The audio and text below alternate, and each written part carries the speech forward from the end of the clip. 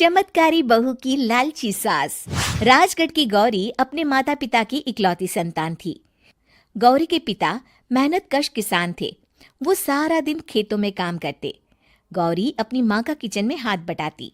वो जंगल से लकड़ियां बीनती और माँ के चूल्हे में मदद करती। एक दिन वो जंगल में लकड़ी बीनने गई थी कि तभी उसे रोने की आवाज आती है।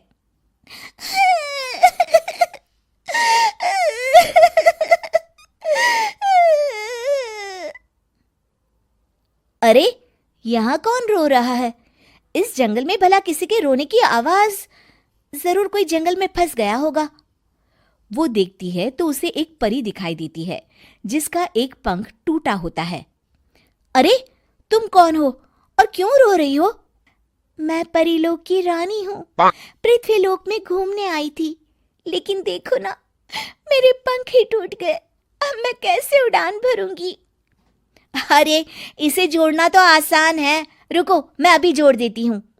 ये कहकर गौरी लकड़ी और रस्सी की सहायता से पंखों को जोड़ देती है। परी अपने जुड़े हुए पंखों को देखकर खुश हो जाती है और गौरी को वरदान देती है कि वो पूर्णिमा की रात किसी भी चीज को हाथ लगाएगी तो वो सोने की हो जाएगी। लेकिन गलती से अगर उसने किसी इंसान को छू लिया तो वो अगली पूर्णिमा तक सोने का ही रहेगा।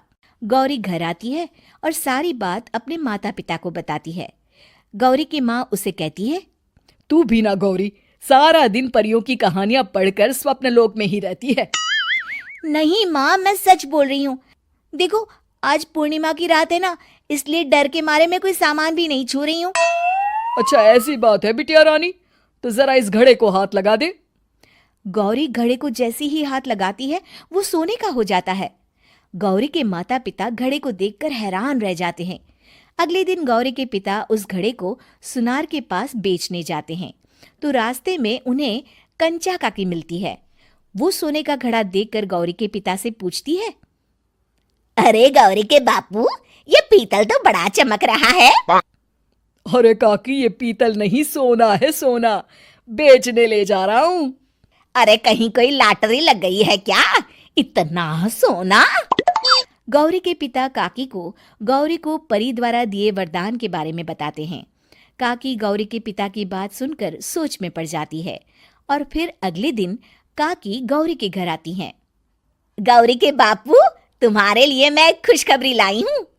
तभी गौरी की माँ पूछती है, क्या खुशखबरी है काकी? अरे, तुम्हारी बेटी का रिश्ता मैं अपने बेटे से करना चाहती हूँ।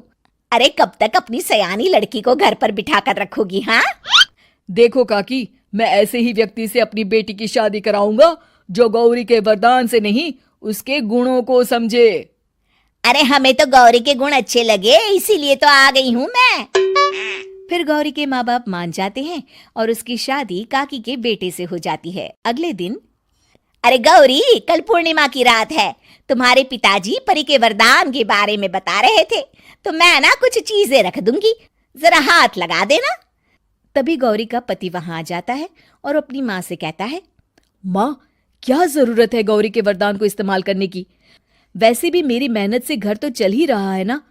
और गौरी के पिता ने भी यही कहा था कि वो ऐसे ही व्यक्ति से उनकी बेटी की शादी करेंगे जो गौरी के वरदान से नहीं, उसके गुणों को समझे। अरे बस कर किताबी बातें। तेरे लिए क्या लड़कियों की कमी थी जो मैं ये किसान की बेटी घर ले आती? और सुन गौरी, कल अगर तूने सारी चीजों को सोने का नहीं किया तो मैं तुझे घर से निकाल दूंगी और अपने बेटे की दूसरी शादी करवा दूंगी, समझी? इतना कहकर गौरी की सास वहां से चली जाती है। अगली पूर्णिमा की रात गौरी की सास गौरी के सामने ढेर सारे बर्तन रख देती है और कहती है, जल्दी कर गौरी, रात खत्म हो जाएगी। जल्दी जल्दी इन सारे बर्तनों को हाथ लगाकर सोने का कर दे। गौरी करती भी तो क्या, वो जैसे ही एक छोटे से बर्तन को छूने वाली होती है कि उसकी सास भड़क जाती है। क्या मजाक बना रखा है? इतने छोटे से बर्तन में क्या होगा? ये ले, ये बड़ा वाला बर्तन।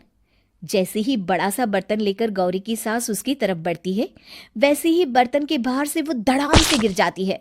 सास को गिरा देख गौरी उन्हें संभालने दौड़ती है और वो सास को हाथ लगाकर कहती है, अरे सासू माँ, क्या हो गया आपको? कहीं चोट तो नहीं लगी ना?